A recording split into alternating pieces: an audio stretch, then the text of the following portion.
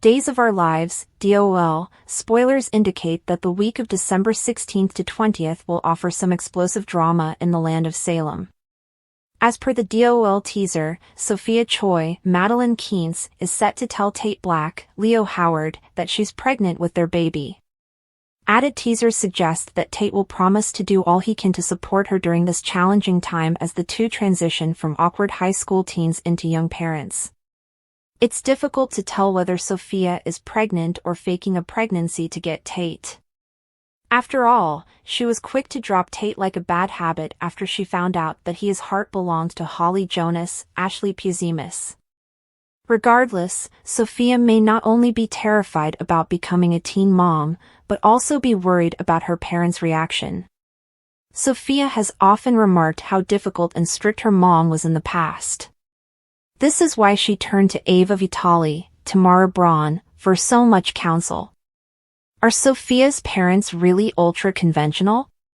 They may flinch at the notion of their daughter having a kid out of wedlock and could urge that if she was in love enough to sleep with Tate, Sophia is surely in love enough to marry him.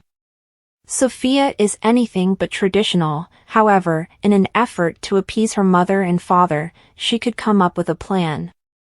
She might ask Tate to wed her in order to get her parents off her back until the baby arrives. They don't actually need to be a married couple, just have a quickie wedding so she could live with Tate, and after the baby is born, some months later, the two could get the marriage annulled. This would undoubtedly provide Sophia some time to calm her parents with the sensational news and give her the freedom to go about her business.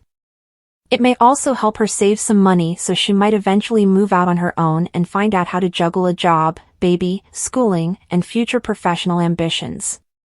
Tate feels awful about how he terminated things with Sophia, so he may consent to saying, "I do," and allowing Sophia to live with him until the baby comes. Brady Black, Eric Martsolf, will likely have reservations, but if Sophia has an unsettling home life, he may want to do everything he can to ensure his grandchild is born in a safe and stress-free environment. But how would this impact the relationships between Holly and Tate?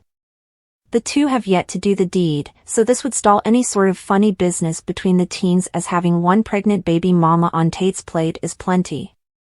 It may be a turn-off between Holly and Tate to go the extra step, plus, continuously having Sophia around, doctor's appointments, and such, can lead their passion to wilt. Not to mention Holly and Tate might have to sneak around for fear that the Chois see them together and question the legitimacy of his marriage to Sophia. Days of Our Lives spoilers say things are going to get very messy in Tate's life now that he's a dad-to-be. Whether or not Tate and Sophia decide to keep their baby, place it for adoption, or terminate the pregnancy, this event will transform the love landscape inside Salem's teen scene, for sure. Explosive drama hits Salem in DOL week of December 16th to 20th. Days of Our Lives, DOL, spoilers promise a week packed with intense drama and life-altering decisions. From shocking revelations to emotional upheavals, the lives of Salem's residents are about to be turned upside down. Here's a closer look at what to expect during the week of December 16th to 20th. Sophia Choi drops a bombshell on Tate Black. The week kicks off with Sophia Choi, Madeline Keynes, delivering earth-shattering news to Tate Black, Leo Howard she's pregnant. For two young adults still finding their footing in the world, this revelation threatens to change everything. Sophia's announcement leaves Tate reeling as he grapples with the reality of impending fatherhood. Tate promises to support Sophia in any way he can as the two navigate their transition from high school teens to young parents. However, viewers are left wondering whether Sophia is genuinely pregnant or fabricating the story. Her track record, including her swift rejection of Tate after learning his heart belonged to Holly Jonas, Ashley Puzimis, raises suspicions. Sophia's struggles with family expectations. Sophia's fear isn't limited to becoming a teen mom. Her parents' reaction looms large in her mind. Sophia has often shared how her mother's strict and traditional values have shaped her upbringing. This is partly why she's turned to Ava Vitale, Tamara Braun, for advice and emotional support. Sophia's parents, known for their conventional views, are likely to be appalled by the idea of their daughter having a child out of wedlock. Their insistence that Sophia and Tate marry to do the right thing could force Sophia to take drastic measures. To placate her parents, she might propose a temporary marriage to Tate, a plan to buy time and avoid further conflict at home. A marriage of convenience? Sophia's idea of a quickie wedding could serve multiple purposes. By marrying Tate, she might secure her parents' support and create a safer environment for her baby's arrival. Sophia may propose that the marriage be annulled a few months after the baby's birth, allowing both parties to move on with their lives. For Tate, guilt over how he ended things with Sophia could motivate him to agree. While he still has feelings for Holly, Tate might see this as an opportunity to make amends. Brady Black, Eric Martsolf, Tate's father, is sure to have reservations about the arrangement. However, if Sophia's home life is as unsettling as it appears, Brady might support the plan to ensure his grandchild's well-being. The impact on Tate and Holly's relationship. This complicated situation is bound to affect Tate's relationship with Holly. The two haven't yet taken their romance to the next level, and Sophia's pregnancy could put their budding relationship on hold. With doctor's appointments, preparations for the baby, and Sophia's constant presence, Tate and Holly might find their passion fizzling out. Adding to the tension, Tate and Holly may have to hide their relationship from Sophia's parents to maintain the facade of his marriage. This secrecy could strain their connection and leave both questioning whether their love is worth the complications. Sophia's plans and Salem's teen scene. The drama doesn't stop with Sophia, Tate, and Holly. The repercussions of this pregnancy will ripple through Salem's teen scene. Whether Sophia and Tate decide to keep the baby, place it for adoption, or terminate the pregnancy, their decision will have lasting effects on their relationships and futures.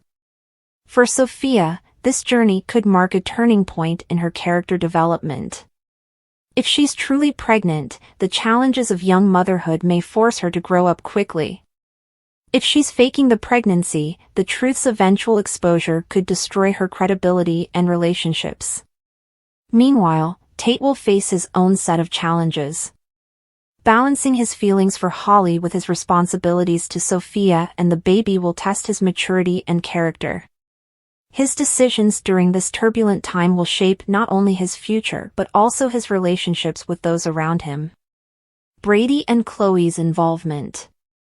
As grandparents-to-be, Brady and Chloe Lane, Nadia Bjorlin, are likely to play significant roles in this storyline.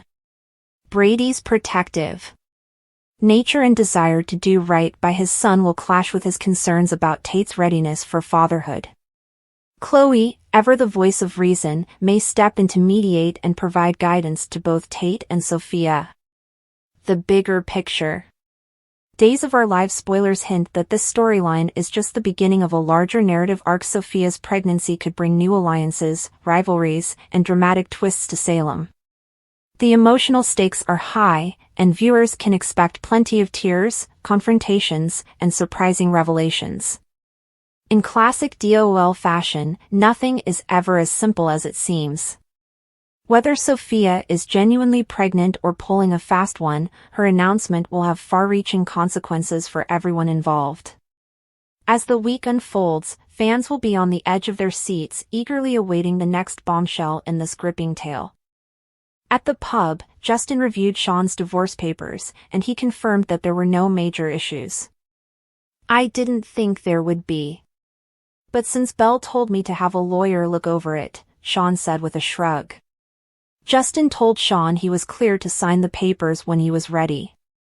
"Now, there's something that you can do for me," Justin said. "Name it," Sean said. Justin asked Sean to help Xander keep control of Titan.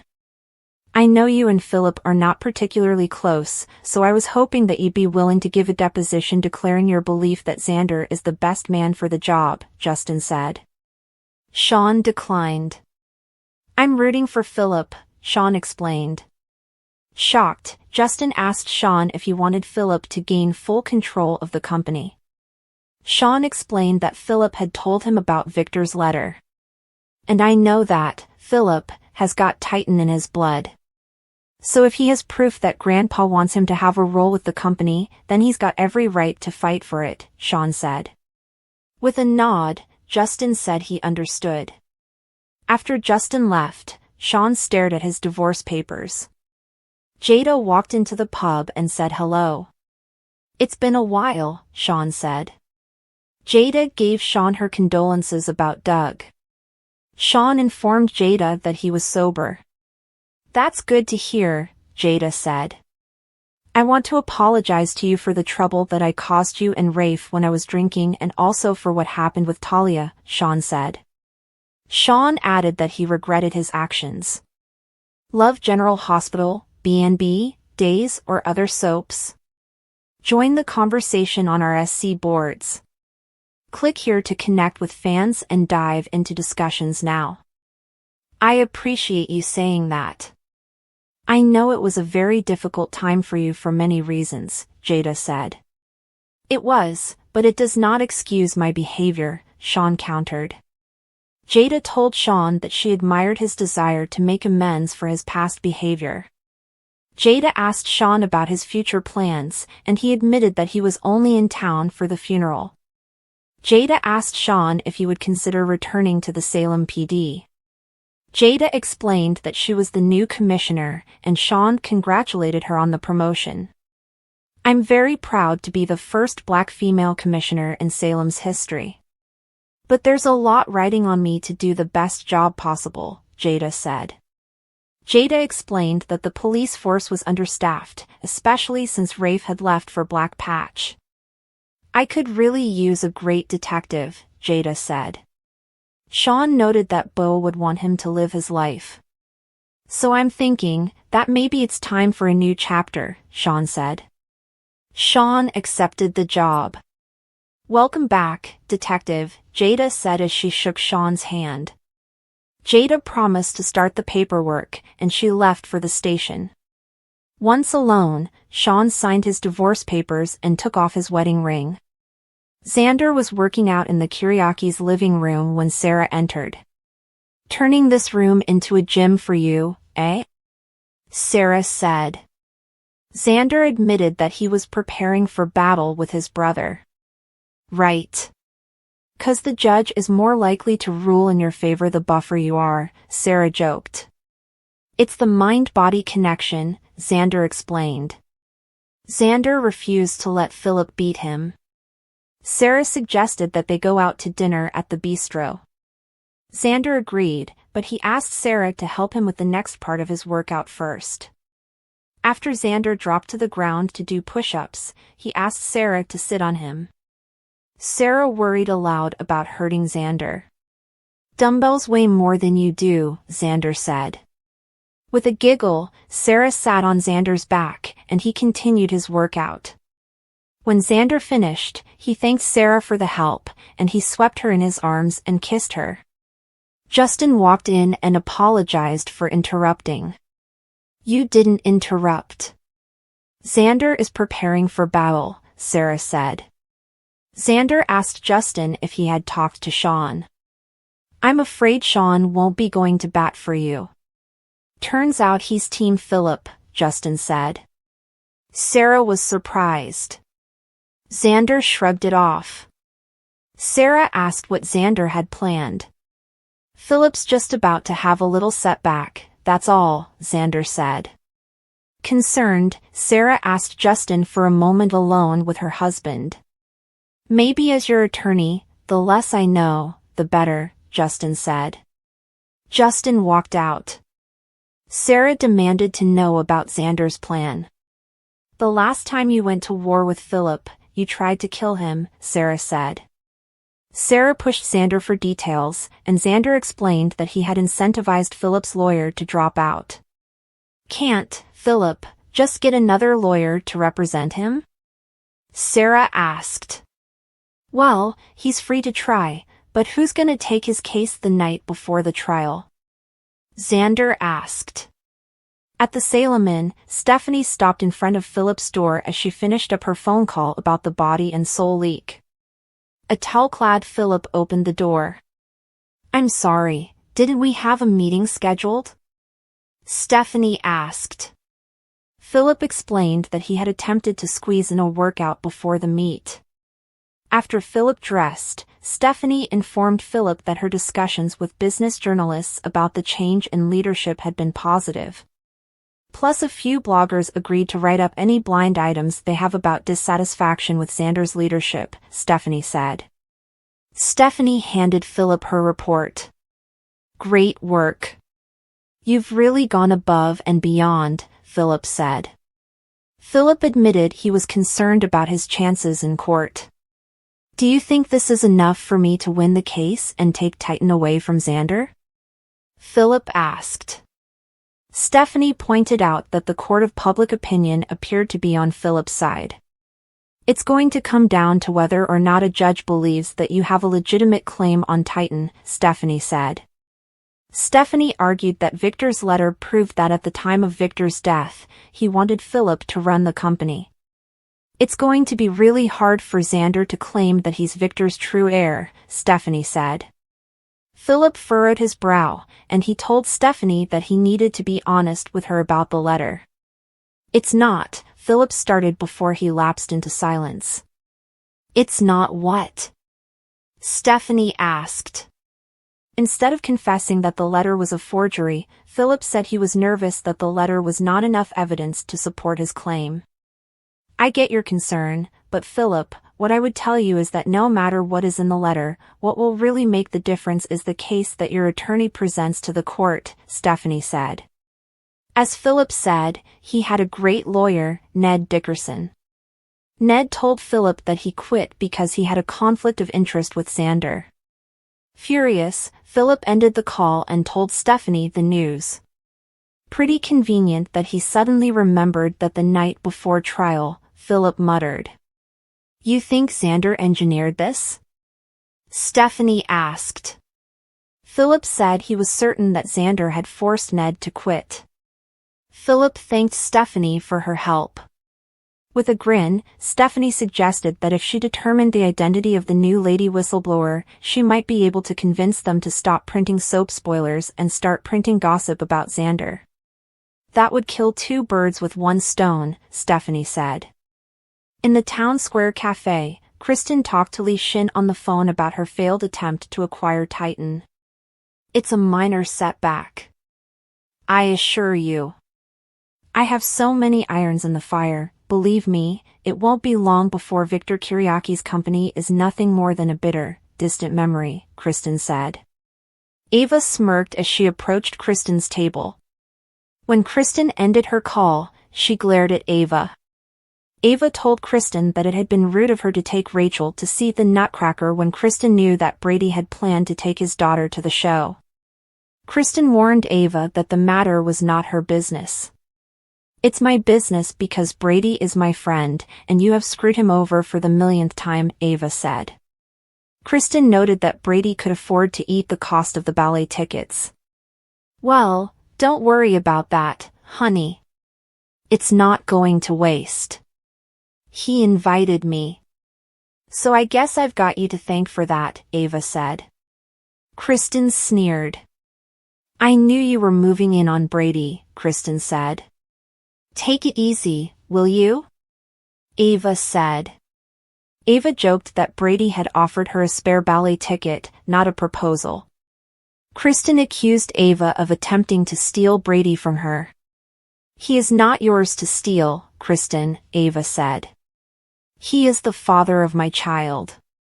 And our child is desperately wanting her parents to be together," Kristen argued.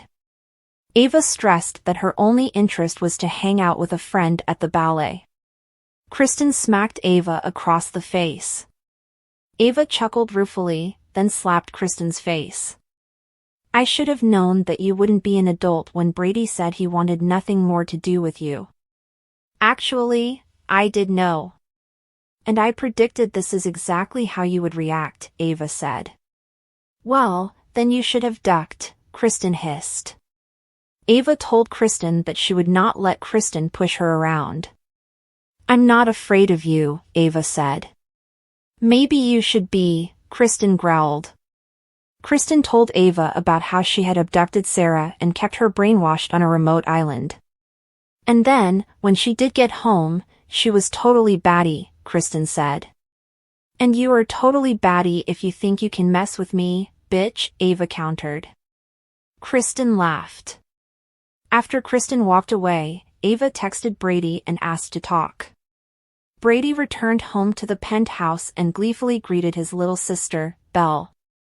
I go out of town for 2 days, and I come back and find you home, Brady said. It's good to be back. I obviously didn't plan it, but I came back for Doug's funeral, Belle explained. Brady apologized for having missed the funeral, and he asked about Julie. Belle told Brady about the service. Doug, he had such a long, good life. It was a privilege just to be part of it, Brady said. Brady asked about Sean.